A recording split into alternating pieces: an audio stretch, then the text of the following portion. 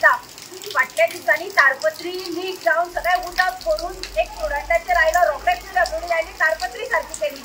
आज हांगा शाळेत सगळे उदक पडला, सगळे पेरेंट्स बॉम्ब मारता। हे म्हणतात की जरा सगळी जाणां की प्रायमरी स्कुलान घालात, शाळा चलपाक जाय आणि शाळेची दुर्दशा पळय।